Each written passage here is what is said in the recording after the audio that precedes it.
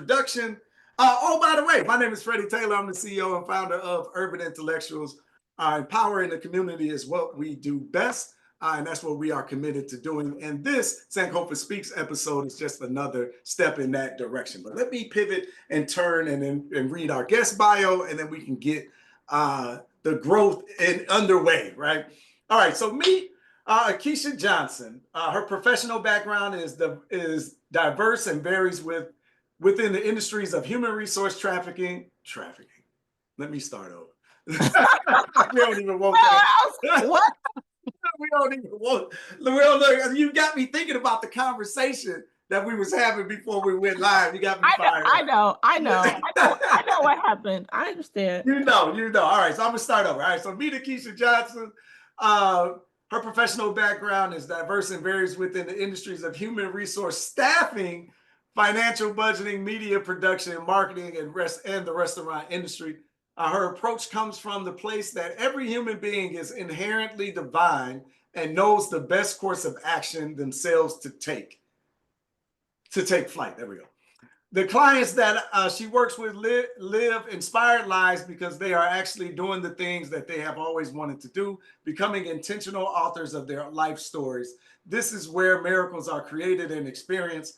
She will guide you towards touching your dreams by being your coach. She has tools for how to get you there because she has done it herself. Her personal interests include fitness, dance, being a karaoke superstar, and making individuals grin and chuckle. Urban Intellectuals family, please help me welcome Akeisha Johnson to the discussion. Hey, how you doing? First of all, right into the karaoke. What's your go-to song? If you was going to do karaoke right now, what's your go-to song? Usually I go to Grenade by Bruno Mars. I respect it. Because that song has an R&B feel, but it gives you the rock feel of like the 90s, but it was the rock and roll feel that came from blues and R&B, right? Like it has that little bit of poppiness so that, everybody likes it, but it has a deep kind of soulfulness to it, and then I get to act up. I'll catch a grenade. Yeah. Yeah. Yeah. All right. All right. So we read a little bit. We read a little bit of your bio, but like what really got you started? Tell us what was missing from that information. You know, I It's so interesting, right? Because I'm looking here and I'm looking at the people on this call, and I know something about your audience, which is what had me really excited about being here. And it's about a deep love for people and humanity. That's at the core of it. That's really why I call my business an inspired story, because all of us are living narratives, right? Whether we understand it or not, right? The narrative of Blackness is a real narrative, but the truth is that our ancestors come from what is now called Africa, and there were nations upon nations on that continent where, but the narrative is tribes and villages and all that nonsense. But these were nations. We come from nations, right? Our people come from nations. And here's the thing, these nations began civilization. Right? That's what all of you know, right? These nations began astronomy and mathematics and winemaking and architecture and all of these things. That's where we come from. We do not come from enslaved people, not first. That's something that happened, right? And so really it's a love of people, and then it's really a curiosity about just like the mysteries of the world. So, when I was a kid, and I'm here in San Francisco, California, where I was born and raised, and, I am of the age where San Francisco was the most diverse city in the country. So I've just been exposed to so many different kind of people, that I was very thirsty and curious about all of them because I just was raised around a lot of different kind of people. And one of my favorite places to go as a child was the library, right? My mother, she was a single parent for a while, and when she was going to school, she would take us to the main library. And if anyone has been in San Francisco, the main library in San Francisco is now, or the former main library is now the Asian Art Museum, right? And to me, that's really deep because when I was a child, y'all, I was one of them, like you see me with my little glasses and a little Peabody. I really was that kid, right? So I loved the library. I thought the library was a magical place and I thought books had like magic spells in them. I was that kid, right? So I was a person like, if you look, y'all, I have all these books on my desk because I'm always reading books and stuff, right? I was just that person who was thirsty to know and to learn and curious. And from that, I just, I'm someone who falls in love with people very easily. And because of that, um, when I started to learn about, racism and that, like people saw us as less than other people, I remember I was very befuddled. Like, say what? Right, to take it back to the 80s. What you talk about, Willis? Like, what? What do you mean black people? What? Because I was like, to take it back to Tupac, I thought being black was a thing to be. I really did. Y'all know how black people get down. When we get together and dance, it's hella fun. Look, Yeah, I would say it how I would say it. I was gonna say super, but I want to say hella because that's where I'm from, right? It was hella fun. We get to wait. The food we eat is fun. We always have some kind of uncle or auntie who don't know how to act, but they're highly, highly entertaining, right? We all know them, right? karaoke gonna be fun. Karaoke's gotta be fun. Here's the even thing, right? Because y'all, like, seriously, I grew up in old school San Francisco where there'd be like old school pimps on the corner. But you know what? They would give me $1 to go to the corner store and get a big pickle. You know what I'm saying? Remember that because I had that, and the more I was exposed to the world and realized the world didn't value that, and I thought it was special, and then, because I was academic, I was one of those kids who were gifted, right? Because I was nerdy, I tested well. But I Mhm. tested well because I was one of those people who I was looking forward to answering the questions and just playing the game of let me see if I can get this right, right? And so, because of all of that in my background, when I come here now today and what I do, I bring in like that foundational part of myself. And especially when I'm working with clients, right? Because I work with executives and I'm working with people like, I help people get, powerful jobs, right? I help people reach monetary goals that they really want to have for themselves. But the way that I do it is I have them focus on that burning desire, right? Because Freddie and I are in a mastermind together, right? And mastermind comes from Think and Grow Rich, right? The book. And in the book Think and Grow Rich, Napoleon Hill is talking about that burning desire. I really believe in that. And that's very African in origin when you think about it, right? It's like that heart that's pumping you, right? Like in Egyptian language, it's called the Eb, right? And the Ebe is a heart and it's aorta, but the Ebe is like this like passion, right? So like passion driving you and driving your life force, that is the thing, right? Yes, right, Tamiko? Y'all holler at me because I'm gonna tell y'all, I'm looking at your names on the screen. Like I said, I love people, so I like looking at people, right? So like blessings on Dudeo or Ikundayo, right? I love your picture. Since you look beautiful with the braids, I'd love to see your face. Shantae, David, Bridget, Warren, right? I'm checking y'all out. So just to let y'all know. Yeah, what's hey Tamiko? What's up?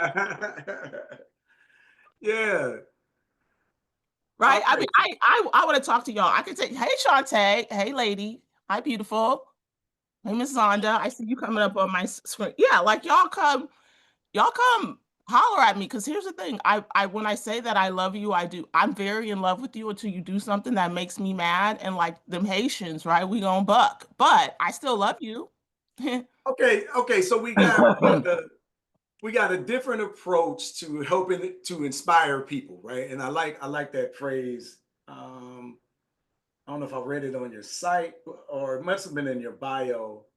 That people innately know what's right for them, where they need to go. They got the blueprint inside them. Am I getting this anywhere remotely close? Right. You Right. got it. And wait, Deanna, hey, hit me up on LinkedIn. I'll drop in my LinkedIn chat because I'm definitely here to connect with y'all who are local, right? Because I see you say you're in Fremont, so I'm about to give you my LinkedIn uh profile so you can holler at me, sis. Come holler at me, and y'all connect with me too on LinkedIn. Okay. Yeah, yeah. Drop that down there. You can always inbox it to me. Then I'll have it, and we can share Okay, I'll when do. it comes later, right? So, all right. So, how does this, growing up, love of folks, people in general, how does this meet this opportunity to work for folks and inspire people to get these dream jobs or Yeah. whatever their dream is? Okay, look, I'm so into telling stories. I can go into story, and y'all know it's allergy season, so forgive me just for a second. I'm about to see.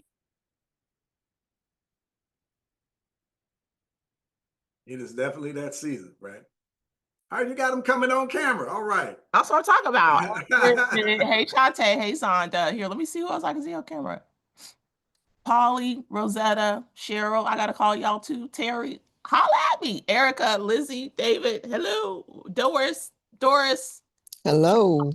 Hey, hey. Yeah, I'm checking y'all out. Come get on camera. Because here's the thing. Okay. What you'll learn about me is what makes me really good at what I do is I'm more interested in you.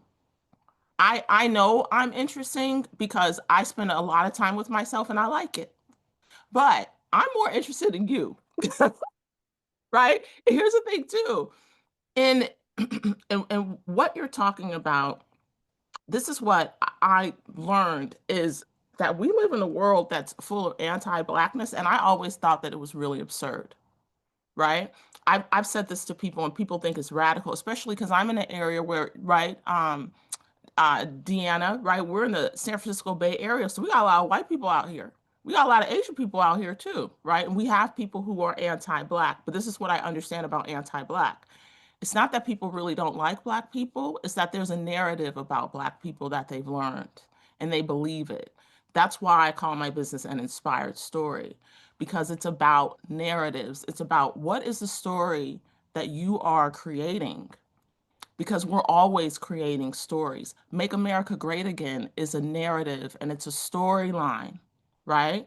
And right now we're experiencing what that storyline looks like, right? But here's why I'm in the business of coaching and why I'm all about that life. Because we can create other storylines, y'all, and y'all know Black people are so good at storytelling. Y'all know Black, right? You see Black people sit up there and just cut up. It's magical. It's Those uncles that you were talking about, they got some of the best stories. right. Look, I see Tamika like, listen, right? Li- uh, right. And so, and for me, I'm really interested in that. And why?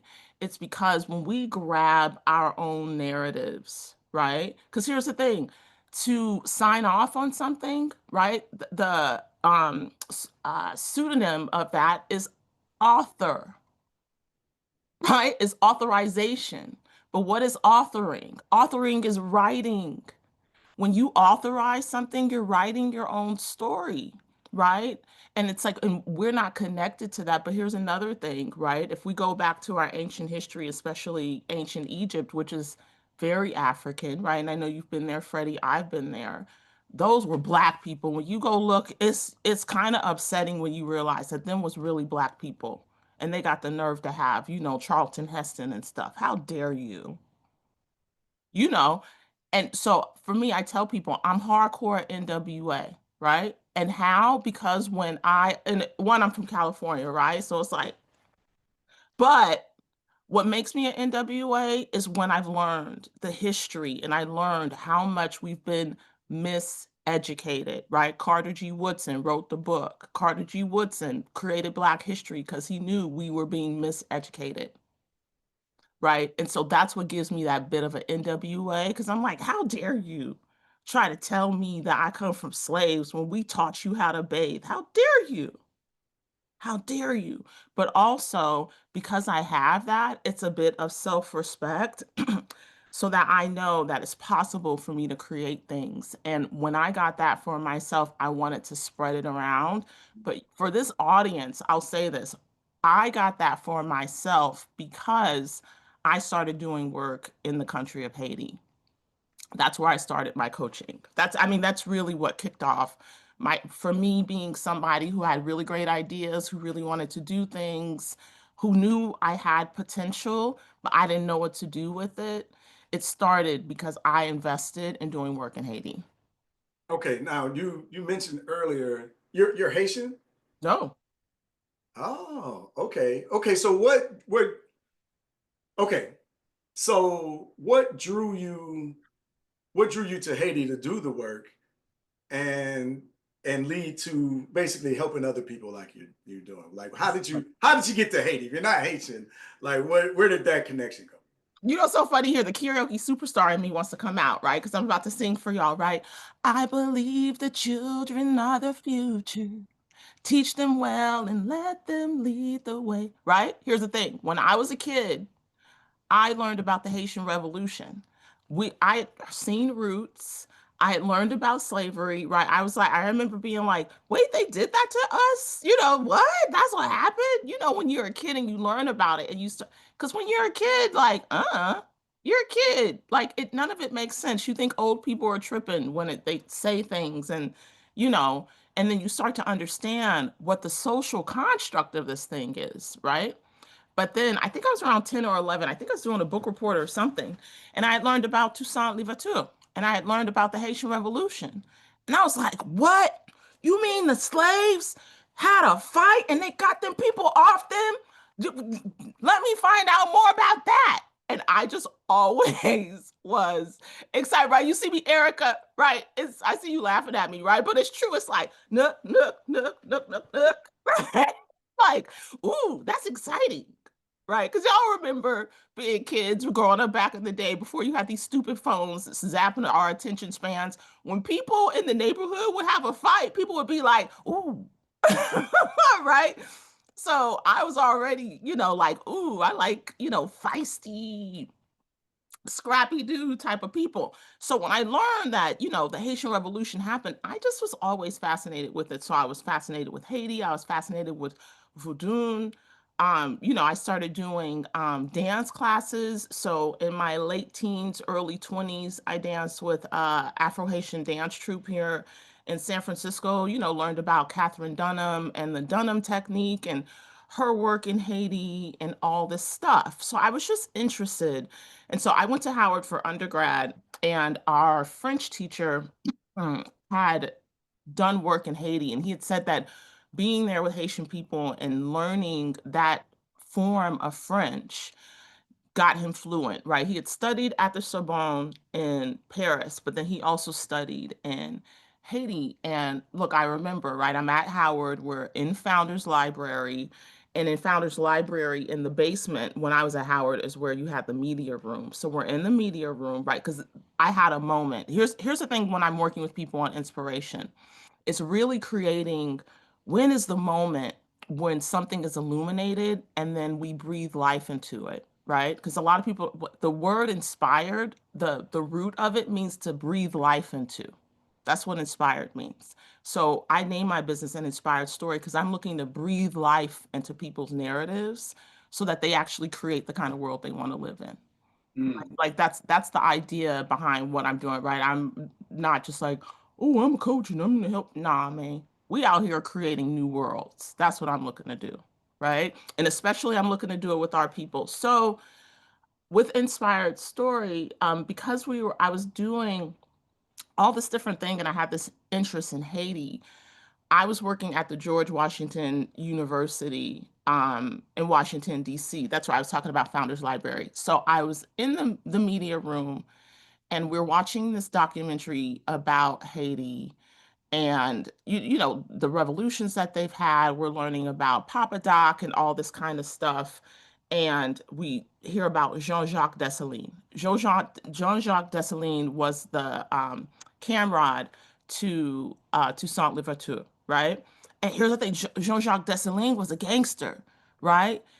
I pulled up this quote. Jean-Jacques Dessalines said to the Haitian people, right, when they got them hype, one, they did music and dance. They were very attached to their Africanness. Even Haitian people to this day are basically Africans in the Americas, just like a lot of Brazilians are, which is part of the reason why I think they keep messing with Haiti. But Jean-Jacques Dessalines said this, never again shall a colonist or a European set foot upon this territory with the title of master or proprietor.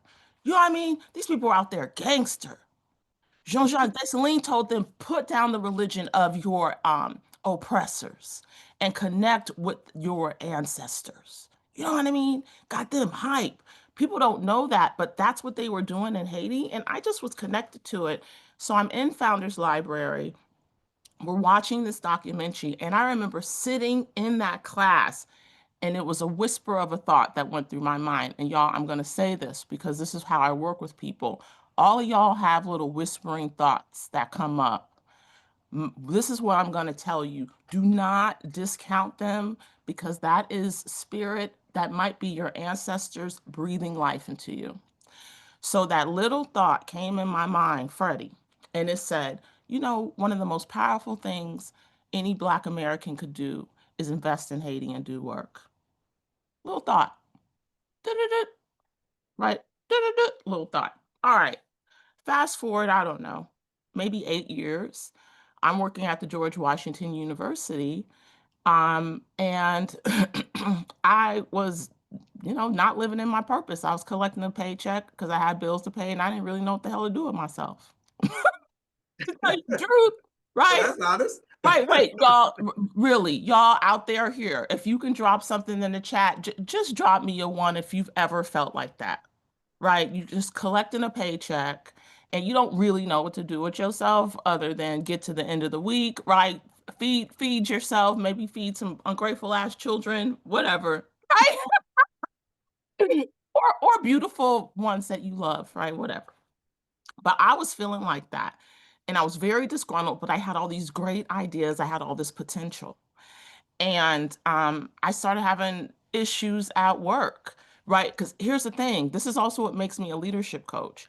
Every single job I ever got into, at a certain point, everybody would come to me to tell them what to do or how to do things.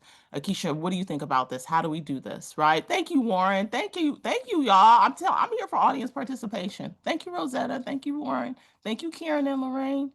Right? Because y'all, all of us have, right? And here's where I'm at. We're never going to get anywhere if we continue to fake the funk. We got to be truthful about things. And what I was starting to get truthful about is that I was not operating as who I really wanted to be. And there was a lot of things inside of me that I knew I needed to heal. So I'm at GW. I have, you know, and everyone knows in the workplace, right? You end up having a work spouse, right? My work spouse was this gay white man who loved, you know, people. Oh, he basically is Jacob from Abbott Elementary, right? Anybody who watches Abbott Elementary? I see Tamika, right? Y'all know Jacob. So my work husband was basically Jacob, but my Jacob's name was Steven, okay? Stephen would go and get me coffee, and we'd kiki, and Stephen spoke fluent French. So we would practice speaking French together. Stephen says to me, Akeisha, I think you're really special, and I want to introduce you to something. And he introduces me to a personal development workshop called the Landmark Forum, and it switched my orientation. And as I started doing other workshops with them, I did a workshop where they said, we want you to do a community project. And I was like, okay, I was thinking about doing some kind of like neighborhood cleanup, right? To throw back to, oh God, what is it? Oh, her name it's not Ida B. Wells, Mary Bethune-Cook, right? She had a paper about cleaning up your neighborhood. There she is right there. I see her. Yeah. Right? I see her right there, right? And I see Patrice Lumumba right next to her, right? So Right there. I see, right? And so, and look, Marcus Garvey right next to him. Yeah, right. Okay, let me not get too. Y'all see, I go right down rabbit holes, right?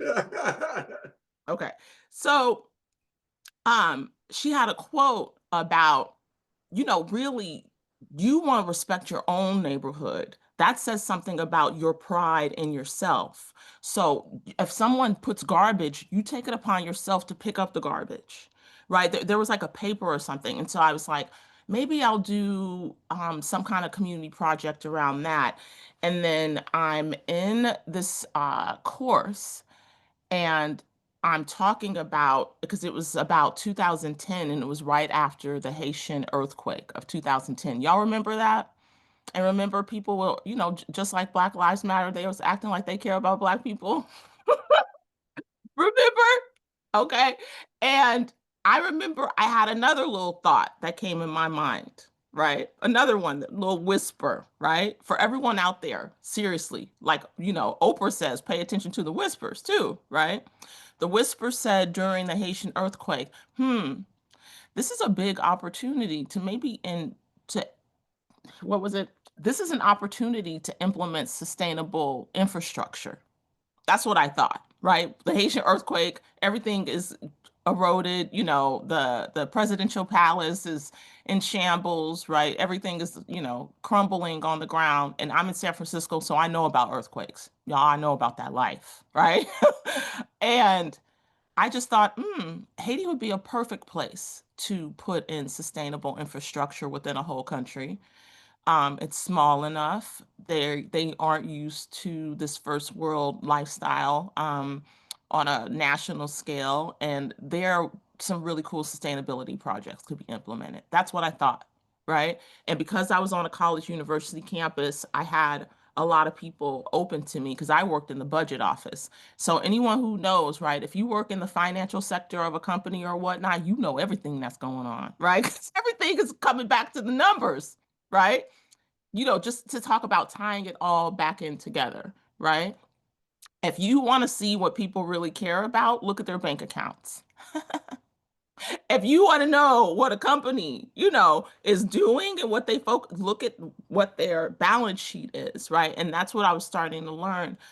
So, I'm doing this course. I have this idea, and the course teacher says, that neighborhood cleanup project sounds like it's okay, but it doesn't sound like it's very inspired, right? And I was like, I do have this background, and I have, what did Rosetta say? See, I'm gonna read what you said. You said, "Oh my God, I'm outside my house picking up papers and the crap all the time." Where you been all my life? I'm ordering your book. You almost okay. You don't have to turn on your camera, Rosetta, but thank you for putting your comment, right? And look, y'all about to get me in trouble. One of my best friends publishes books, and she's been on me about books for years. But back to the story. So I'm in the course, and the teacher says, "You don't sound really inspired by that neighborhood cleanup project." And I said, "Well, I had this idea about Haiti." She said, "Go on." I told her about when I was a kid, right? I believe the children are the future. When I was a kid, I always wanted to do work. Here's the thing I didn't share with y'all. When I was a kid, too, We Are the World, I was into it, right? I swore me and Michael Jackson would be booed up. And I also was like, I want to help children in Africa, right? So I was a kid who was like, Mommy, can we sponsor a child? And my mom was like, I can barely feed you. No. But I always wanted to do that. I wanted to do Peace Corps. I was that kind of person, right? But here's the thing, I didn't really have the guidance, right? I didn't have any kind of coach or counsel to help me get there. So I was just kind of freestyling. My parents were just getting to the end of the day, just like everybody, right? So a lot of the aspirations and the desires I had as a young person, they didn't get fulfilled when I was really young because the people around me didn't know how to direct it, right? So basically, I've become that person. So I'm in my seminar, my workshop, and the teacher is saying, yeah, this Haiti thing sounds like, and I was like, I've always been interested in Haiti since I was a kid.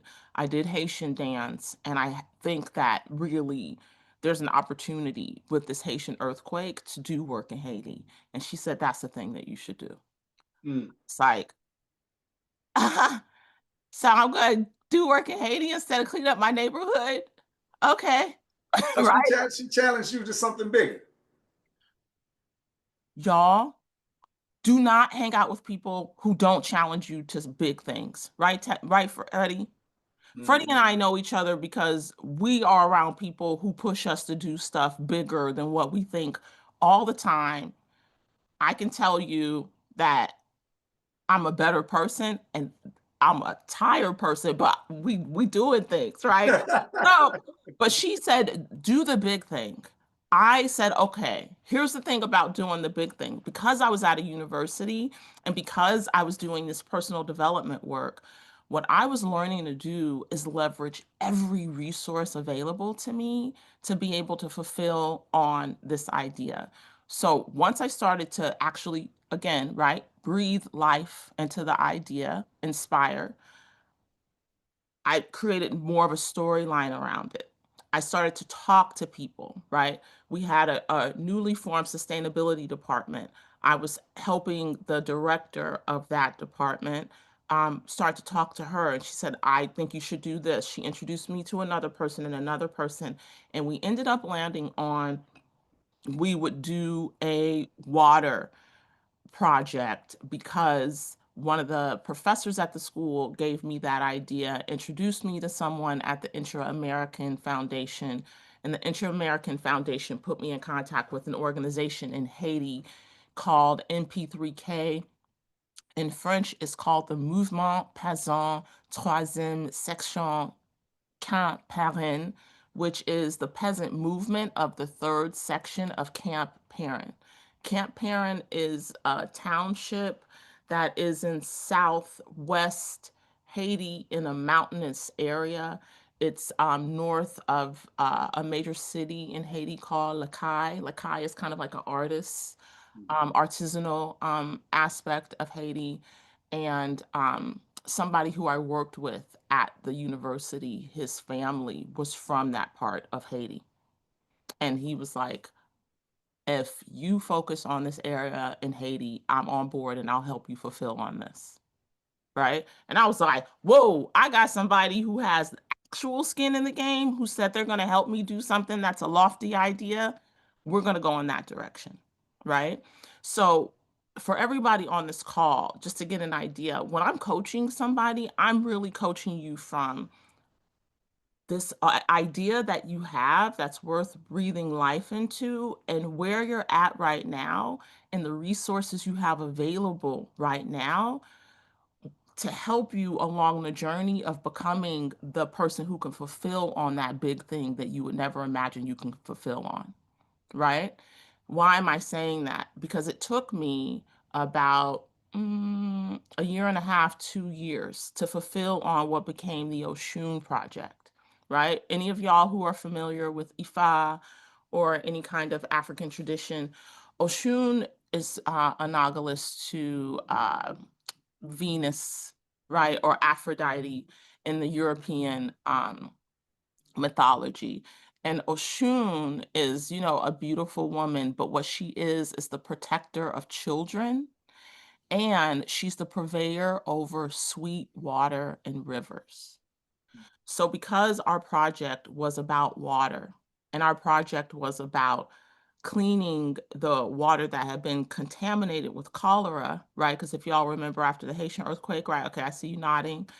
Um, the UN help came in, they brought cholera and what cholera was doing in Haiti. And so our partners in Camperin, what they were telling us is not only was it affecting their ability to raise their yam crops, because that was the major crop that they were selling and developing, it also was starting turf wars because of lack of water, right? And so there was violence happening because of lack of water.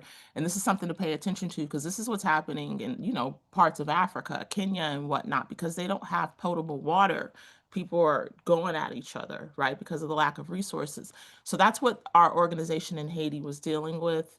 Um, we partnered with them because they had a mission to reforest Haiti. and to teach Haitian people in the villages who they referred to as peasants farming practices to create economies to um, support each other and then to cultivate their own food, right? So that's why we chose them. And, it took me, yeah, about 2 years to do it. I put myself in another personal development program that was focused on managing a large project. And not only just managing a large project, managing a team of people to help deliver on a large project. That's what I did to develop myself as a coach. And my project was this work in Haiti, right? So I put together a fundraising team. I put together a marketing team. I identified our engineers. I partnered with other nonprofits who put me in touch with a church group who ended up being my co fundraiser. um, my coworker whose family was from that area in Haiti, he put me in contact with his sister and his father became one of our interpreters. Another coworker who was from Haiti, her mother became an interpreter and a liaison. And so what we did is just build this whole project around one, right? This little idea that I had, y'all, and two, the community that I had available immediately to me, and then the community of the people in those communities, and the communities of those people in those communities. And so we ended up putting in the water filtration system in Campaign in 2014, right? And I'll say this to all of y'all. I don't know how many people have been to third world countries, but I had never been to a third world country. Haiti was my first one. And y'all, Lord Jesus, right? It's it's not, I don't want to use the word humbling because it's not humbling. It's definitely eye-opening. I'll say it's sobering. Sobering. That's a good one. It's very sobering because we live here in the United States and we could just be high on a whole bunch of nonsense over here. We are actually, right? Right now, we're dealing with people high on white supremacy. So, and here's the thing too. Well, a lot of Black people don't tell the truth about we're high on white supremacy too, right? Oh yeah. Oh yeah. Well, look, wait. Before we go down that rabbit hole, right? Let's come back to your story, right? Because I mean, that's a full from the whisper to the implementation. There's a lot in between there. And Diane was sharing, one of her whisper moments, and I'm sure, as you mentioned, the audience, we've all had them, right? We all get them. We're gonna continue to have them. They're gonna continue to come. So, like, I'm wondering, like, and maybe this is, I'm assuming this is in part of like your coaching and when you're talking people through these moments, like when they get that whisper, they get that idea, or you get to the determination that say, all right, we're gonna breathe some life into this. We're gonna inspire this thing. Like, what are some of the steps or phases that people go through in order to get there, right? Because I mean, you talked about taking your immediate resources implement that as far as you can, building networks, and then getting into your networks. Like, okay, that's like down the line, but like, all right, I got this idea, I got this inspiration. I want to breathe some life into it. What do some of the more immediate steps look like? Or what are some of the mind the stumbling blocks as well? I'll be honest with y'all. The thing that had me be able to deliver the Oshun project was when I got a coach. I remember when I got a coach because I got a coach in my leadership training program. It was a part of the structure, and I remember when I got a coach, I was like, "Why am I just now hearing about that these people exist, and why have I not had this in my life the whole damn time?" Because what a coach does is really contextualize your stuff. I usually like to use this analogy. You are walking inside of the house of your life and your experience. You're inside the house, right? You're in the living room, you're in the kitchen, you're in the bathroom, you're in the bedroom, right? You're in whatever other areas of your house you're in. but you don't see what you look like as you move in the house. Your coach is on the outside of the house looking at you through the windows, and they can see how you walk into the bathroom, the way you do your hair, right? The way you brush your teeth, how you prepare your food. That's what the coach does. So the coach can say, hey, if you want to be more effective at food preparation, this is how you can, because I'm observing you from outside the house, right? I didn't understand how game changing it was to have someone consistently give me feedback so that I can be more efficient and more effective as I executed on things. Because here's the truth: if anybody is doing anything worth bringing into the world, just like birthing a child, it hurts, right? Because you're birthing something. It's coming from darkness, and inside of that darkness, there's gestation, right? Again, that's what it is. The little idea is almost like the gestation, right? It's when the seed hits the egg. And then here's the thing: how are you going to cultivate it, right? How are you going to feed that pregnancy, right? That's the thing. And so for me, I definitely like to pull all those different concepts together.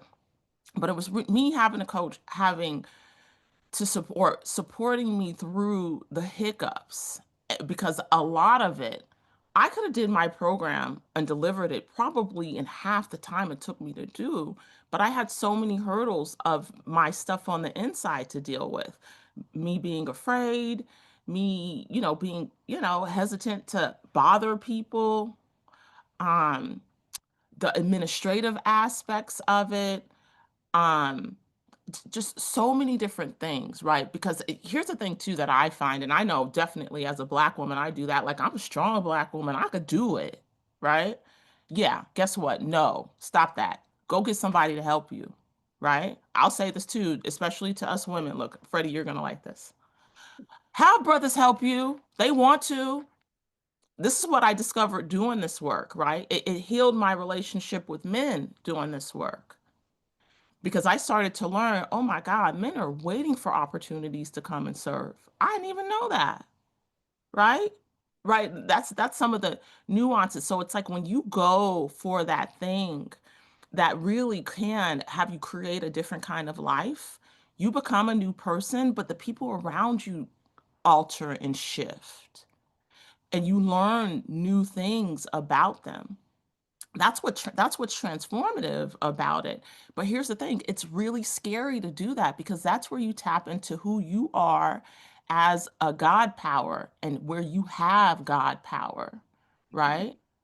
Because in this framing of a society, that's the rub about being in a white supremacist society. Is a white supremacist society tells you that God is the one who um is moving you like a puppet, as opposed to your relationship with God is a communion, right? And it's a co-creation. That's the African origin. It's a co-creation. The European origin is that you're dominated.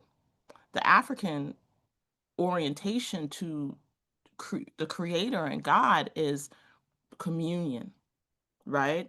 And so a lot of times you don't get that if you don't have somebody to support you through that. And that's what a coach does. And because I'm talking about stories in the hero's journey, right? You go from whatever your regular life is, and then you meet a special guide. That's what your coach is. It's almost like this mythical being who's there to tell you, I believe in you. You can do it. I see you. And you go, thanks. And you walk through the trials and the tribulations, and you come out the end, and it's like, oh, wow, I've discovered something new about myself, and life has changed. Right? So, so what? Okay, because I mean, well, we are in a mastermind together, right? So this is how we met, and you know, I'll just say when I first started getting into the program or investing in myself, right? Investing in my future, hiring a coach, getting a mentor, and all of that stuff, which I didn't do until I was in my 40s, right? I didn't know any better. I think a lot of us don't know any better. Like, how do you get over the mindset of I'm not gonna pay nobody to talk to me? That don't make any sense, right? And then I know I've carried that thought for a long time. I'll just figure it out. I'm intelligent, I'm smart, I got all these tools and resources at my fingertips, that type of thing. But now I was thinking about it the other day because Tamiko, we were talking about the network, right? And like, man, you're connected to so many brilliant people, right? And through these organizations and these relationships, it's kind of how I built them. But like, if you want to replicate the rooms like that I'm in now, it's going to cost $100,000 a year in order to be in these rooms and have these discussions. But that's like an investment I see as like crazy worth it in hindsight, right? But going in, right? What does that fear look like, or that thought process might look like? Because I know a lot of us have it. I hear it with my friends all the Yeah. time. Yeah. Um, I'm thinking because I want to be really intentional with this answer for everyone who's here. People don't value free stuff. Look at the society we're in right now. People people value people who have resources and means. Literally, what we're dealing with as a society is that we value people who heavily invest in things. We have a president because somebody heavily invested a bunch of money in him, y'all. So, this idea that you don't have to pay to play in this formation anyway is a fairy tale. And it's going to set you up to stay around people who are about nothing other than conversation, right? Because here's the thing, right? Freddie and I, right? Freddie has on the t-shirt from our mastermind, but one of the t-shirts that I saw before I joined the mastermind that hooked me says this because I believe it. It says the conversations are different when you're in a room of winners. And here's the thing. One of the things that is the barrier of entry of winners is the payment, or said differently, is the investment. Mm, So where it starts is you make a little investment and then you see, okay, that works. And then you make a bigger investment and a bigger investment. But you start to make those bigger investments because you start to notice I'm not going to get in that room without it, right? Freddie and I had Master P tell us, right? One of the best things he did was pay, I think he said 50 grand to get 1 hour. Y'all, you hear this? 1 hour in the 1990s with Michael Jackson's attorney. 50 grand. And he said that was the best money he ever spent because that was the seedling of cash money, right? And no limit, right? Oprah, if you listen to Oprah's origin story, what she talks about is she bet on herself. She took a little bit of money and she invested it in herself. One, and Freddie's heard me say this, but I'm gonna say this to y'all. The thing that we first and foremost have to understand, and this is changing right now, right? So economically, if you're looking at what's happening, things are changing. But right now, the dollar isn't based on the gold standard. That ended in like the 60s, 70s. The dollar is completely based on what we say we value. So why do I say that? Money's not even real, everybody. It's not real. It's an idea, it's a concept. So if you're somebody who knows how to take an idea and a concept and materialize it into an executable plan, that's how you get money. And that's what I do with my clients. And I do it using the same methodology that I use to take that idea to do something in Haiti and then bring a water filtration system to a village that serves tens of thousands of people with potable water and solar energy. Because what I didn't share is that once we decided we were going to do work with MP3K and Compare in Haiti, and they said, we want to do a water project, what we said is to make it sustainable. Because what they wanted was a gas powered water filtration system. Because at the time, Haiti had a relationship with Venezuela, if y'all remember, right? Hugo Chavez, right? People have stuff to say about Hugo Chavez, but here's the thing, like they used to say stuff about Castro. Castro was in Angola helping our people, right? Just like, Yeah. right. But right, yeah, I'm over here looking. I was like, you got other people. You got, oh man, John Yes. Henrik. Yeah, you Tuck got that other in. people. You got Francis Cress Welsing down there. Look, okay, right. So for his, yeah, Che Guevara. Yeah, right. So look, this is why Freddie had me on here because he knows I'm over here like, yeah, we about to talk about some things. Yeah, yeah. Okay, wait a minute. So I was talking about wait, who's next to Carter G. Woodson behind your chair? Because I just lost it. Dr. Clark? Oh, Castro, thank you. Oh, Castro. Yeah, yeah. Just like they said things about Castro. They said things about Castro because Castro was about the people. Hugo Chavez, of course, he had problematic, but what he was doing was sending gasoline into Haiti, right? He was helping them with that. And I knew that wasn't sustainable because I wasn't sure what they were going to do with Chavez. And, Venezuela is very tumultuous right now. So we said, we want solar energy. We want to do a solar project. So Wow.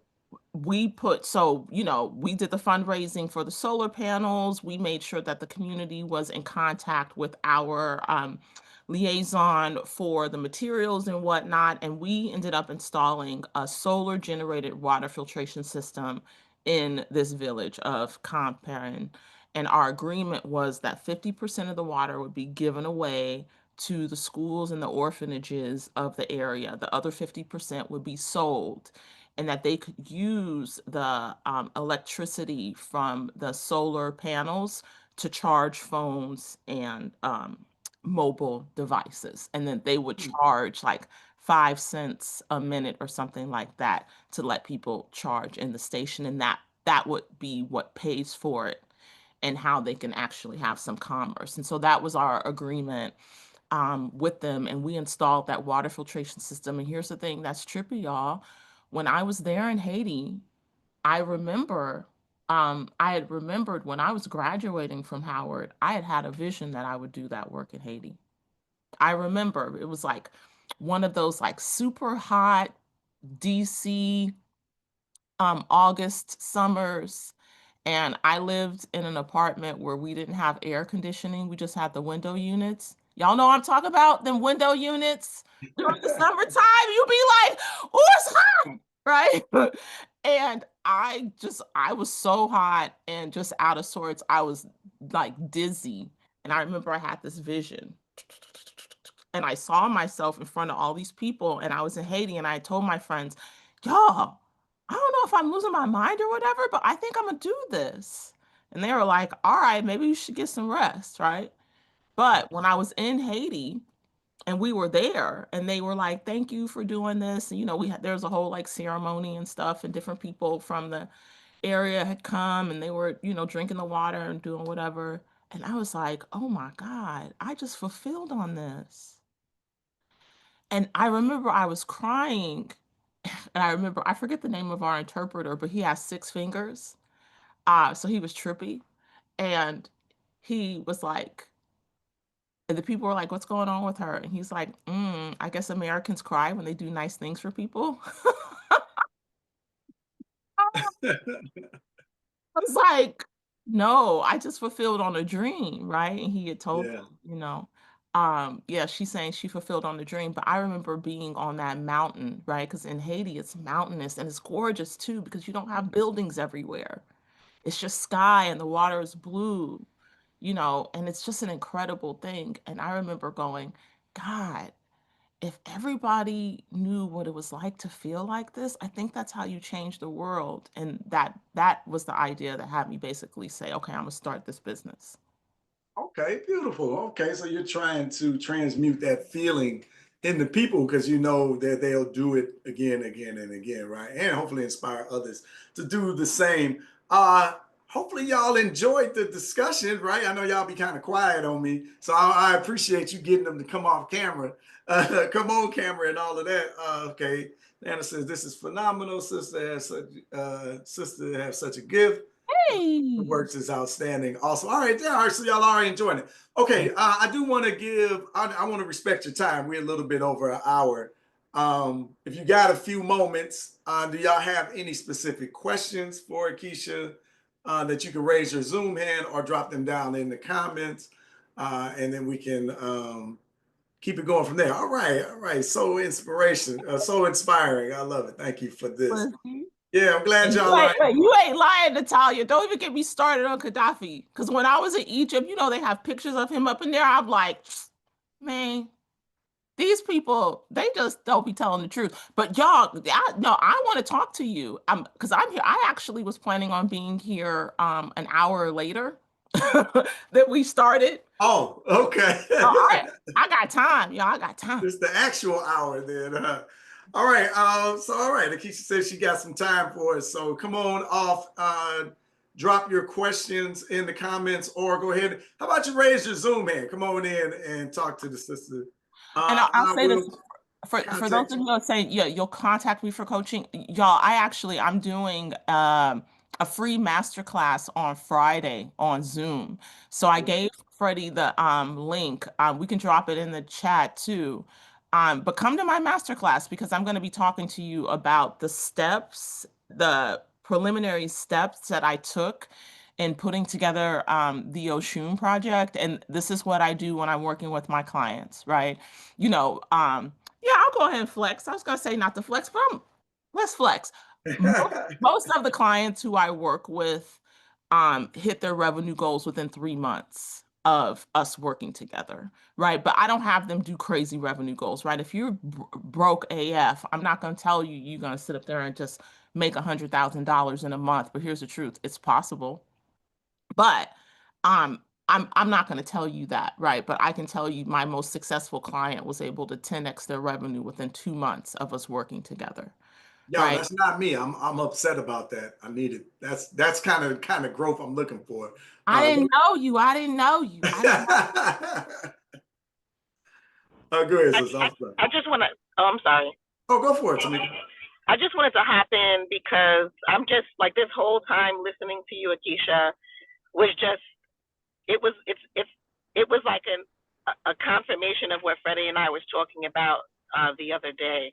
I had said something, we were talking about something personal, and then I had mentioned that what we're doing as a people within our community, our urban intellectuals and Sankofa Legacy and Sankofa Circle and Sankofa Club and Sankofa Speaks and so on. It's all about an energy, and then that energy is really what connects us all and fuels us forward. And like we know that this is something phenomenal. We know that the potential is there, and we're looking to grow this community larger. Um, and just having you share your experience and say all the things that you said, it was just a confirmation to say yes, like we're on the right track. This is like all the things that we have planned. Yes, they're possible. We just need to just get more people to hear it. So I just wanted to thank you for sharing your inspired story. You are powerful in an uh, just a very simple way. I don't know how to explain it better than that. Like someone can just, I don't know, you're just so powerful. You really are. And I think that is your gift. So, thank you for blessing our community with your inspired story. Oh, oh my God! Look, I can tell you, I'm feeling all like You got me feeling all bashful, Tamiko. Well, I love seeing you on camera, right? Like I say, like I really am somebody who here, I'm gonna show you all this real fast. Let me show you. Y'all know what this is? Oh my goodness. It's a Care Bear. And the reason why I have a Care Bear is because this is who I am. So a friend of mine, I tell people all the time, I'm a Care Bear because I really do care about people, right? And I love people, and I love our Black people. And it really, and I swear, I had someone tell me that I was an emperor in a past life. I think inside of me, I have this sense, right? And I think it's the ancestors, right? Because what you said to me go is this, right? And I've learned this in me doing Africana studies too, is that one of the reasons why the Europeans had laws, right? You know, they called them like vagrancy laws and stuff, where you don't have more than like 5 Black people in a space. It's because an energy does come together when we come together, right? Freddie has heard me say this, and I say this a lot. How you gonna say Black people don't know how to come together when we know how to swag surf and you know these other people, they be banging up against each other? We had a conference where there was 1,200 of us and we was just swag and surf. No problems, no bumps, right? We were just doing it. Of course we know how to work together. It's a lie. It's just that we've been mis-socialized. And I think it's so important when you say that, right? Because there is an energy that happens when we come together. The story that I didn't share with you all about Haiti, and I forgot, is that our project manager for Oshun Project, Dorinda, I had sent the team to Haiti on my behalf, the engineering team, because I didn't have the money and they did, and they were doing the engineering anyway. So when they did the initial site survey, the people in Camp Perrin, they welcomed them so, right, just like it was such a great reception that the team fell in love with them. And Dorinda met this little girl, and she was such a cute, right? Because y'all know our children, when they're like 4, 5, it's just another level of cuteness, right? We got the little pigtails, the little brown cheeks and stuff. We be just cute kids. And so there's this picture of this little girl, and she has a T-shirt that says, "I'm made of tough stuff." And Dorinda just fell in love with her, and she had this photo of her, and we kind of used her photo as she was kind of like our spokeschild, right, when we were doing our fundraising. So when I was going to Haiti, and this is like a year and a half later, the team is like, see if you can find that girl. But y'all know, right? You said you've been to Haiti, you've been to other third world countries. When you go there, like literally, there's a person who lives in a shack house on the side of the road. It's like that. You get to the airport in Haiti, and at that time, like you get there and people immediately are like, will you help me? Give us, we'll do this to make money. It was just frantic. And I remember getting there going, I'm never going to make a difference. What the hell did I think? Why did I think I was going to be able to really help anything? Right? Because this is what happens when you start doing this. Oh, I got you. Blessings. Okay, we got that. What advice would you give to teenagers who are trying to create their own story behind family members telling them different things? Okay, here, I'm gonna give you this one. Here's my first advice. Hang out in communities like this. Blessing, right? You gotta hang out with people who have a different narrative than the narrative that your family is telling you, so that you can start to tap into your own authentic voice. And why am I saying that in this story? Because this girl who my team said, go find this girl. When I actually get to the village and I see where people are living and how they're living, I'm like, how am I supposed to find her? I don't know her name. I'm not going to find her. And then I was feeling really stupid because I was like, I really thought I was going to help. And I'm no better than these white saviors who think they're going to come and help things. I was really deflated being there, right? Just seeing the poverty and how people live. You know, people walk with their shoes in their hands to save their shoes. That's how poor people are. You know what I'm saying? You know, you see people with 40-gallon jugs on their heads walking down the road, right? It's jarring and it's sobering, like I said. Anyway, we're in the village and we're walking around. We're seeing where the well is, where the pipes to the well are going to the filtration system, and we're walking through aspects of this part of Comparing. we see this old abandoned church, right? Because here in these countries, these people came in, putting all these damn churches none of these Black people asked for, and they're just abandoned buildings now. So I see kids running around the church, and then I see this little girl with the same shirt on as the spokes child. And I was like, hey, wait a minute. And they start to run. And I say to them, arrête, right, which is stop in French. And I was like, come back here, come back here. And I said, Dorinda, get over here. That's her. And she goes, that's not her. And I said, it is the little girl because she had on the same shirt. I was thinking, there's no way I'm going to find this girl, but I found her because she was wearing the same shirt. And when the interpreter came and said, and then Dorinda met her, and Dorinda said, do you remember me? And the little girl said, yes. And Dorinda goes, you don't remember me. I said, Dorinda, how many white blonde ladies do you think this girl sees? Right? Because, no, seriously, when we were driving through the countryside in Haiti from Port-au-Prince to Campagne, there's a kid on the side of the road who pointed at us in the trucks and they said, Regarde, les blancs, which says, look, look, look, there's white people, right? So they're not seeing white people. And I had said to her, of course she recognizes you because you're probably one of the first white people she ever saw in real life. Of course she does. But for me, Blessing, to answer your question and to answer what Tamiko was talking about, what that said is that the universe, the ancestors were like, let me help you out, Akeisha. You're on track, right? Just orchestrated that moment.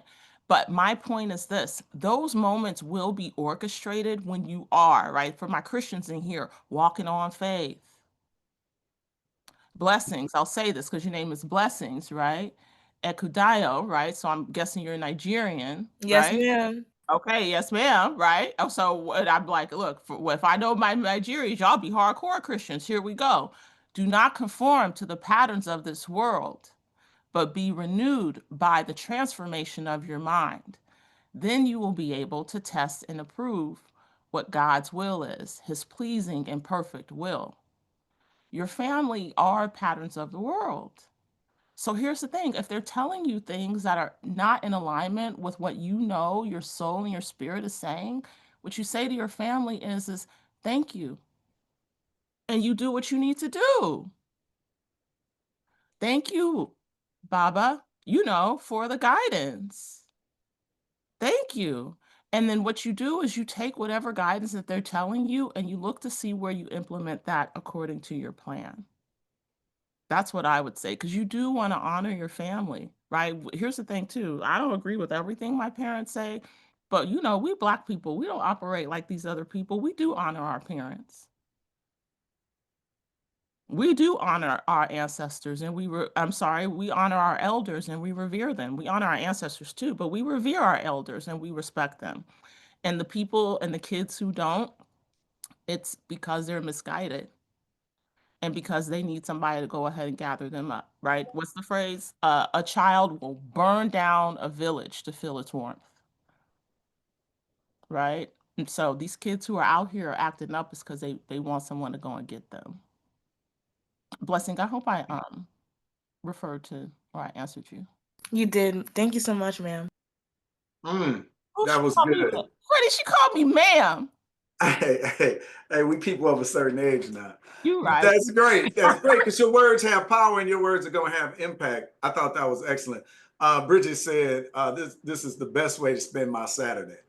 Yay! Yeah. Oh, that makes me happy. I want some more questions. Yeah, I'm here. Who else has a question? Unless we got to go. Here, I got some time. So I mean, if you're game, I'm definitely game. You're definitely blessing us with some wonderful stories and insights. So all right. So anybody else got anything direct that you want to ask of Akeisha, or just let me know and I'll, I got questions. Right. I have another question, Freddie. Go for it. Akeisha, so what would you suggest to someone who is multi-talented, they're good at a lot of things, and maybe they haven't figured out what it is that they should focus on, do you have any pointers or suggestions on how to figure that out? Mm-hmm. Well, I kind of talked about it before. What's the little whisper? What's the little whisper? What is it? Right? So for instance, are you talking about you or someone else? I'll say this honestly. Usually when I'm talking to and I'm coaching people, I'm like, I don't like playing with scenarios, or I don't coach around what ifs. We got to talk about real things, right? So if you want real coaching, it's like, what do you say if this happened and then this and this happened? It's like, okay, you can't really coach around a narrative, right? Right. Well, I'll say that's been me. That's been like, I'm good at a lot of things. Whatever. I'm a sponge, so I adapt very well. And then I tend to pick up other, like I'm great at supporting other people. And then so I'll get consumed in that a lot of times. So I'm just like, what other than the whispers. Tamiko, what was the last idea that you had? Or here, I'll ask this question. What's an idea that you've been sitting on for years that you can't forget? Good question. That's a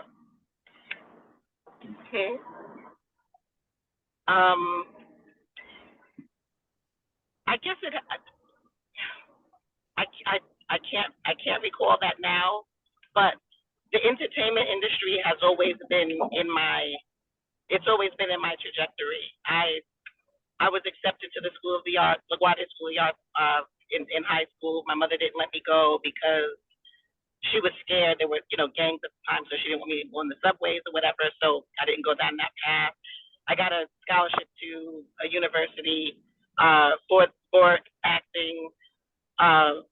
Listening to family, dropped that major, went into nursing. Absolutely didn't hate it. That wasn't for me.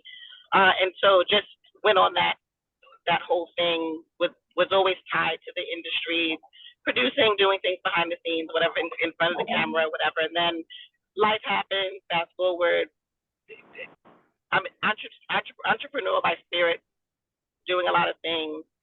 But now, for example, my daughter, she's in the arts, so I'm supporting her. So I feel that all of what I went through was for this experience now, and so that's why I do pour a lot of my attention and energy into that. And so I've been told I'm great at management, I want to stuff like pause that, because I see talent. Tamiko, Okay, I want to pause you. Yeah, I want to pause you. And Right. here, and this is for everybody. This is why I'm pausing Tamiko, because you notice that she's doing the exact thing that she asked about. I asked her a direct question, and then she went into a whole storyline validating why her life experience right now is why she's living it. But still, my question isn't answered. So I'll say this to everybody. One of the things that's going to help you get someplace is you actually paying attention to the conversation that is being had right now.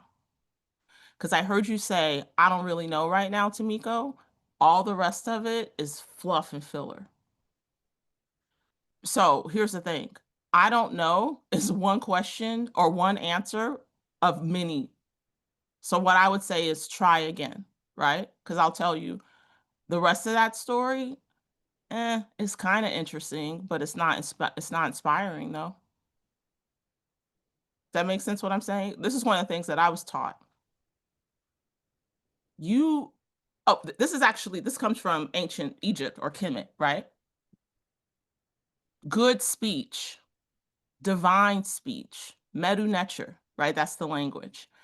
Why do we want to have divine speech? Because when we are really connected to our word creates what the world is going to be like. We're in a society where people aren't connected to the power of what they say. But when you're connected to the power of what you say, it's a lot easier for you to align the world around what you say. So for you, Tamiko, what I would have you do is, no kidding, look at that question again. What idea have you not fulfilled on that you can't forget about. Because the truth is all that story that you told me is what's covering up the answer to my actual question. You got it? And I love you, right? That's why I'm telling you, stop playing in my face with all them stories. You do have an idea that you've been sitting on for a long time. And the story that you tell is what's on top of that actual idea that I'm asking you to share with me. But here's what I would say, right? To answer your question. And I would say, go ahead and come to my class on Friday, right? And then, you know what, we can even schedule a call so we can breathe life into that. But what it is that from that answer, that little idea, I would have you identify, okay, what is the one thing that you could focus on for 1 month that would move you closer to it? So if you were supposed to go to an art school and your family discouraged you from going to the art school, I would say, what was the area of study? Oh, I'll share this with y'all. Actually, I'll share a story from my own life to answer your question. I honestly, right? I told you I'm a karaoke superstar and you see I like to dance. Freddie knows this. Freddie, when we have our conferences, do I learn all the line dances? All of them. I'm there. Let me know. Guess what? I already know how to do that. Right. Where them fans at? Where them fans at? I done learned that, okay? And I told you I was a karaoke superstar. You know why? Because in another world, I'm a pop star. I'm a pop star. I promise you, right? I would probably dance like Sierra and sing like, who would I sing like? Dang, who's a singer that I just absolutely adore? I don't know. Lauryn Hill, right? I would dance like Sierra and I would rhyme and sing like Lauryn Hill. That's what I would be as a pop star. That's what I'm supposed to be in another life, right? Why am I saying, why am I sharing that? Because no, I didn't go down that path, but what I do, Tamiko, because after I leave y'all, this is what I'm about to go do. I do dance classes multiple times a week. And I committed myself to doing regular dance classes and then starting to do more advanced dance classes. So a couple of weeks ago, I said, you know what, I'm gonna do a dance class with this choreographer that came into town from LA, right? Who has a bunch of dance videos. And so I did his dance class. That was fun. I'm about to go do an Afrobeats dance class with this guy who I follow online. I've taken his class a couple of times because I love a Mapiano, right? I love Afrobeats, right? That kind of footwork is complicated for me. But I do that to fulfill my inner pop star. That makes sense to me, Go, for what I'm talking about with you? I see you nodding. Okay, you hear me? Holler at me. Okay. Who has I another love question? it. Absolutely. I got it. I love it. The inner pop star. You gotta feed the inner pop star. This has been great. Akeisha Johnson, y'all. All right. So I'm wondering, do y'all have any final questions? She's alluded that she's around for a moment. I don't know. I love the deeper dive. I love how you strip away strip away the deflection, right, of getting to the core of the questions. And like that's really what most people need. And that's where a mentor and a community comes in good hand. And I'll say this too, right? Because I do know, right, the investment that Freddie has made, the investment that I've made in our coaching and development, it takes a while to get to the point to make that kind of investment. So, because, and for instance, right, like I tell people, I spend at least 10 hours a week in some kind of skill development, right? And because I'm so deeply involved in my own scholarship, I've created a program that is a lower cost than the kind of investment that I make so that people can actually start to get on the road to the kind of coaching program that Freddie and I are in. It's going to be at 12 p.m. Pacific Standard Time. Is Friday's masterclass to answer your question. So, Pacific Standard Time. and so All right. there's offerings that you have, and like this is what I'll say, and this is my commitment to all of you. This is really why I'm here today. We as Black people, the biggest mistake we've made as Black Americans is releasing our own Black institutions to be able to integrate into white institutions. It's part of what deflates our political position. But here's the thing. We, like I said, are able to swag surf on a dime, so we can go ahead and get ourselves gathered in institution building as well. And I'm about that life. So for all of you here, right? Because I really am here because I'm wanting to create Black history. Create it, right? Tamiko, if there's something that you want to do, sis, I'm trying to breathe life into it. Why? Because if you've been sitting on it for all this time, it means it is concentrated, which means that it's very powerful. And when I talk to Tamiko, I'm talking to you, Blessing. I'm talking to you, Zonda. I'm talking to you, Erica. Delinda, I'm talking to you too. Whatever you're sitting on, you've been sitting on for a long time is concentrated, which means that it's ready to pop. You know, like that nasty pimple, that's all juicy, and you just touch it and it goes, it's ready to pop, y'all. Let's pop it, and then we're gonna heal it and then make it nice and smooth. Okay. Y'all, okay, if you haven't discovered, I can be really goofy. Okay, so sorry, I'm cutting up a little bit. But I wasn't prepared for the pimple analogy. Like I don't know. I just started getting goofy. So, because I've been hanging out with y'all for a while. This is what happens when I start getting warmed up, that you get to see the goofy me come out. But seriously, like it's powerful, right? And we want to breathe life into it. And then also, this is the thing that I like to do. I want to put you in contact with other communities. This idea that we do things in silos, it doesn't work anymore. We have to do this community build. So that's why I'm super excited to be with all of y'all. So really, anybody, I was like, come on Friday, we can go start, and then we can start doing that. And Freddie and I are in contact with each other, right? And so he's in contact with communities, I'm in contact with communities, and we really want to start building our institutions, because the beautiful thing about this administration and what they're doing is that if things are being destroyed and dismantled, it means that it creates space for other things to be created. Y'all, we can create from this. And that's the thing that I really think it's important for us to talk about in this moment. When is my next one? You know what? Do this for me, William. Will you connect with me on LinkedIn? Because that's where we post them for the most part. I know there's going to be I think there's going to be, I don't have my calendar in front of me, y'all, to be honest, right? But I think Okay. it's going to be like Can they catch it if they follow? Because I linked your website. So yeah. And then also, yeah, you connect with me, and then you can be added to my list, and then I can invite you to events. And I'm not too spammy, y'all. They used to emails. We email. I know. I know. Look, Freddie over here, like, you need to get spammy. Yeah, we have no excuse but to do it. Yeah, all right. Right, so we shared her link. Then if you scroll up, I dropped the link to her Friday's masterclass. So, but if you go ahead and sign up for that, I'm assuming you'll get in on our email list, right? And you'll be able to keep up.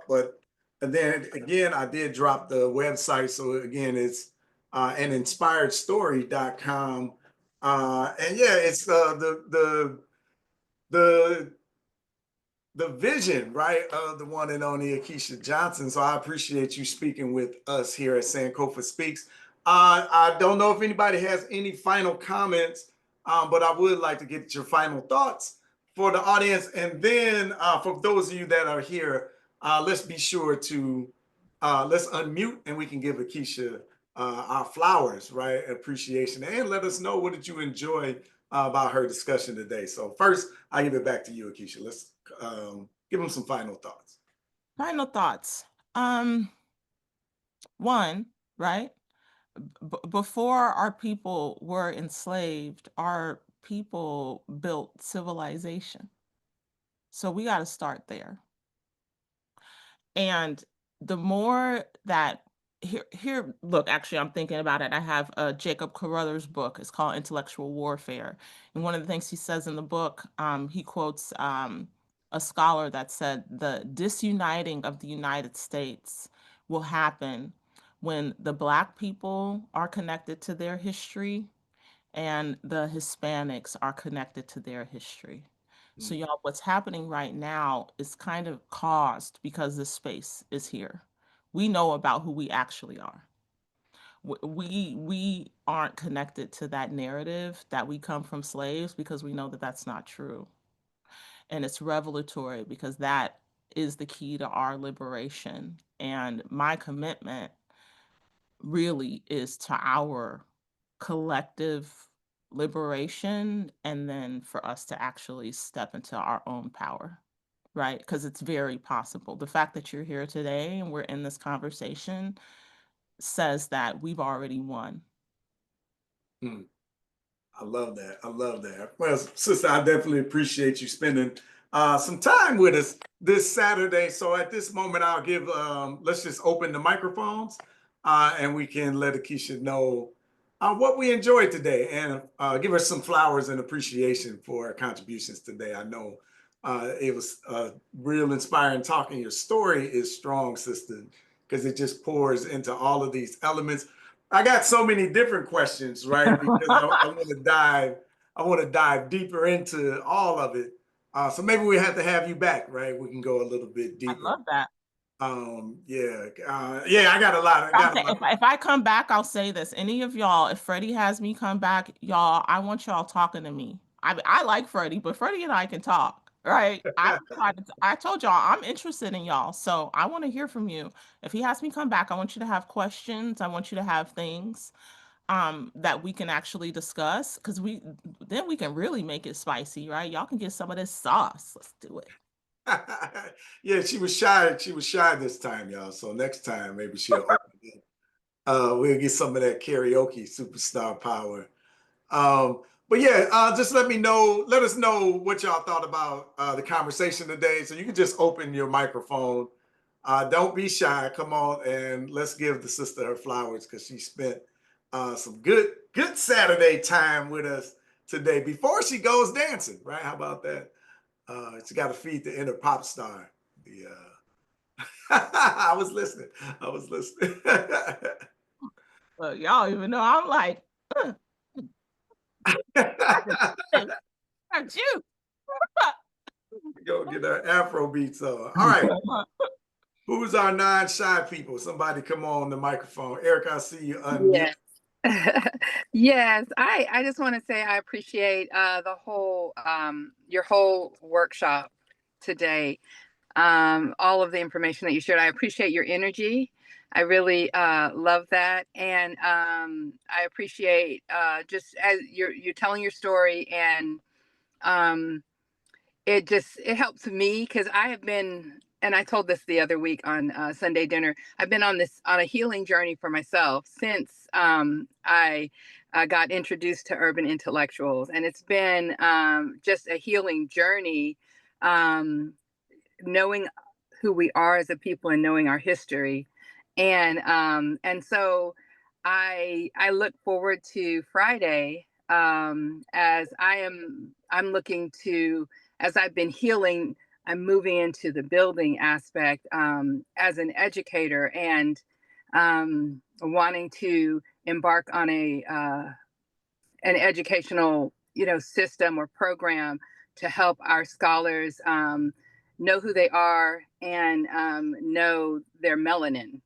And so that's my thing, and that has been, where, like, black is my favorite color now. I have no it's just been such a growth, and so I really appreciate just you telling us about the steps that you took, the bold moves that you've made, especially with Haiti and your project, because sometimes those ideas that whisper to us can feel so scary. So I appreciate you sharing.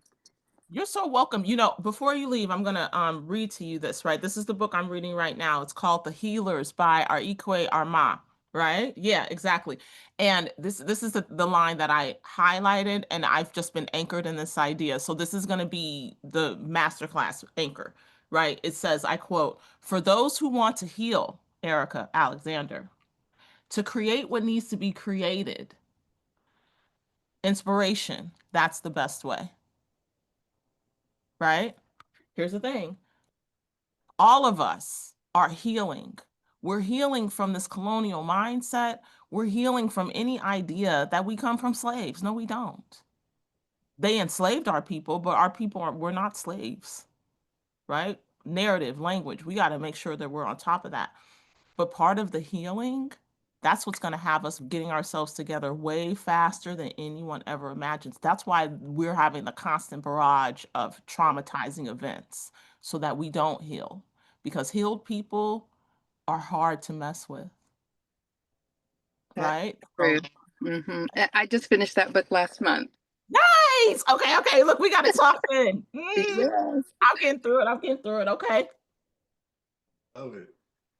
I love it. All right. Well, thank you, Erica, for sharing your thoughts. Anybody else want to open up? We got some comments. They were saying Yeah, I'd I like to have to see you on go ahead and camera. Hi, Lizzie. Lizzie, come holler at me. What you got to say? I want to hear from you. This has been so inspiring and healing.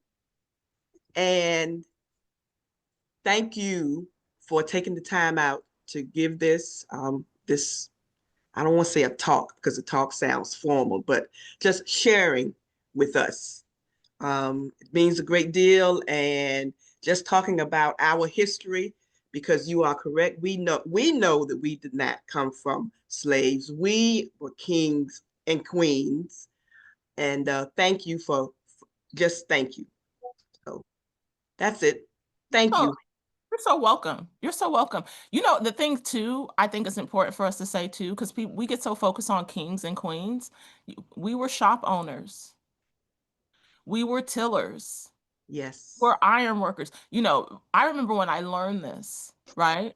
And I remember again, the NWA was awakened inside of me, Miss Lizzie, when I learned that the primary reason why they chose African people to come to this land wasn't because they were Black, but it's the same reason why they have the Chinese, the Nigerian, and the Indian come over here. It's for their skill level.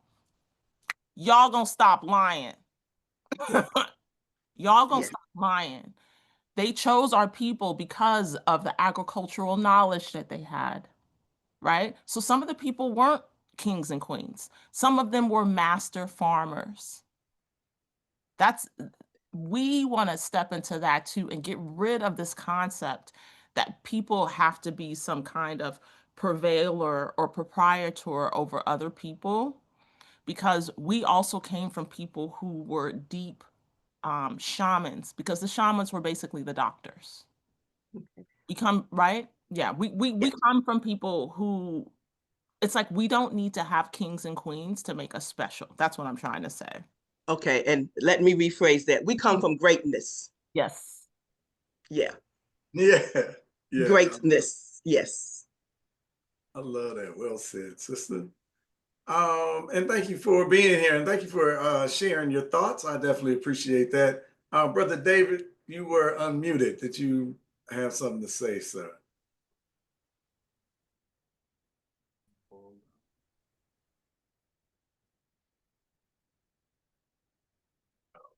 Okay. Yeah, yes.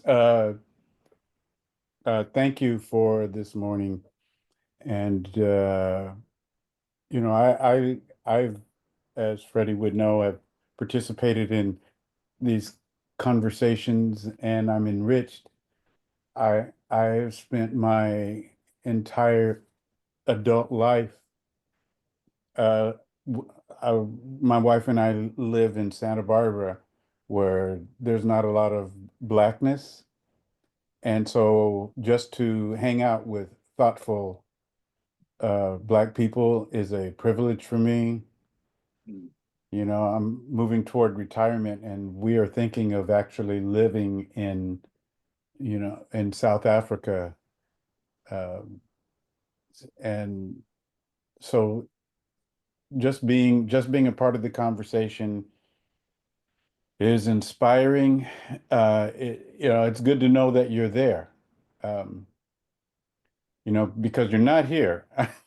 I could say for sure you're not, geographically, but having virtual presence is more meaningful than you can know when you don't have actual presence. So thank you for making my morning, because it's not even 11 a.m. here. Thank you. But thank you for that gorgeous halo of hair. Let me tell you.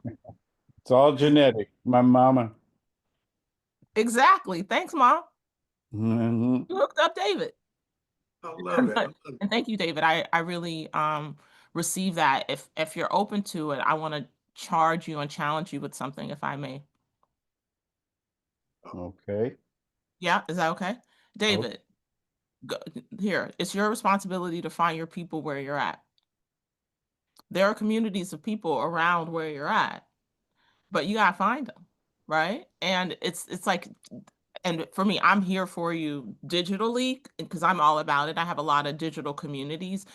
But the thing that I find has had such a huge difference in my life is when I started to put effort into finding my people locally, they started to keep popping up. yeah. Well, I agree. And I am the vice president of the NAACP, Oh, and I'm active in a lot of ways, but there just aren't that many of us. I mean, it's 1% Black here. Yeah. But I agree. We do, we have a cookout scheduled for next month. And the thing is that it is, oops, yeah, it is the cookout. It's not like there are going to be a bunch of them around town. It's one opportunity, and so those opportunities are kind of scarce compared to, I mean, if I'm in the summer, I mean, I was in DC uh last June, and I mean, Juneteenth was off the charts compared to here, but we do have Juneteenth celebrations. Okay. All right. nice. Well, until y'all, until your population grow, good brother, we got you digitally, right? You can Yeah. definitely. So here's where I'm at. David, let us know. Cause I'm like, you might have some people who want to come and holler at you. Cause now I'm like, wait, you having a cookout in Santa Boo Boo? Because anyone who hasn't been to Santa Barbara, right? I have a friend who went to UC Santa Barbara and she would call it Santa Boo Boo. Um, it's gorgeous out there. Like Santa Barbara is pretty. So I don't know if you can just invite people to come, right? Give them an excuse to come and check it out so that maybe, right, you can have a bunch of Black people come in and then get some white flight and then you can populate Santa Barbara. It's a white. Oh my God. Hey, thank you for getting my joke. Yeah. All right. You never know what you gonna get, right? That was great. That was great. All right. Any final thoughts? Adela says, love all the information. Thank you.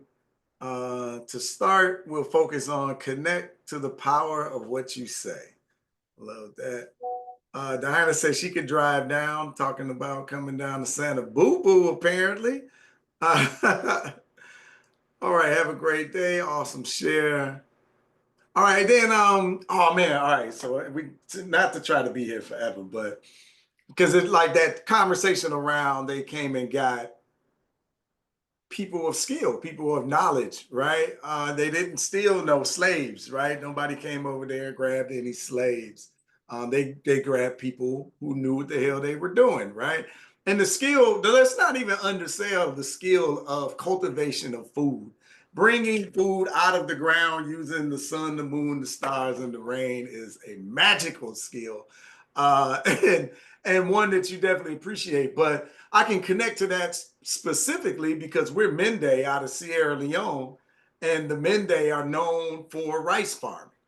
And out of Sierra Leone, Buns Island goes directly into Charleston, South Carolina, which is the rice coast, right? That made Charleston one of the wealthiest places in the world, built on the back of rice farmers out of Sierra Leone. The Mende in particular, but there were others as well, right? So that story definitely resonates with me. But here, knowing your story, knowing your history, and seeing through the BS, right, is really what's important, right? Because we got to pop that narrative bubble that they grooming us in. Um, but yeah, so I appreciate it when you spoke on that. Definitely appreciated that. I've said this and I remember, here's what's beautiful about being in conversations like this, right? Is that the thought partnership does cause that mastermind thing to come and other ideas came in. So I remember being in a similar conversation like this and it occurred to me this. A lot of Black people in the Americas, but in the world, what we think of Blackness isn't what real Africanness is. We think of Blackness as white people narrate it. Hmm. And that's one of the things that we really want to grip, dislodge, and throw into the trash bin, right? Actually, we want to burn that thing. A lot of it, right? Where it's, oh, if you spare the rod and spoil the child. Mm-mm. You look at historically, African people didn't hit their kids. They started doing that when the Europeans came in, right? We don't look, but we think it's natural to be over here hitting our kids. No, it's not. That's what came with us becoming Black people instead of us being Mende, as Freddie just said. Mm. Just like, oh, Black people, this and that and the other. That's not true about us. That's the narrative that white people have put on us. And the more that we start to understand it and see it, that's what basically turns us into Neo from the Matrix, right? And that's the kind of business that I'm about. We are about to be Neo in this Matrix. We're about to be Morpheus and Trinity and all them people navigating this nonsense. But we do it because we do know who we are and we have our foundations in our own African history. I love it. I love it. Not only is she a karaoke queen, she watches movies as well.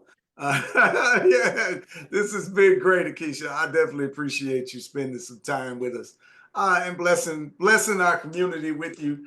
They definitely appreciate it. I know I did. I just want to thank you again. And yes, I would love to have you back on our Sankofa Speaks episode, and then maybe even doing some other things as we continue to grow here.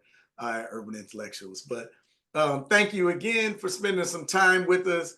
Y'all make sure y'all go check out her website, An Inspired Story, and inspiredstory.com, and Akeisha Johnson. We'll link her YouTube. Now that's what I got YouTube on my brain. We'll link her LinkedIn. There we go. So y'all can really do some power networking, but you can always swing by her website and check her out and learn more. So until next time, good people, y'all know what it is. Love, peace, and power to the people. Thank y'all. Thank you for having me. Thank you so much. Amazing. Thank you so much, Akeisha. And so comforting. Oh, Yes. Real, down to earth. I love it. Thank you so much. Thank you. I love it. I love it, y'all. And thank y'all for chiming in. Appreciate that too. All right.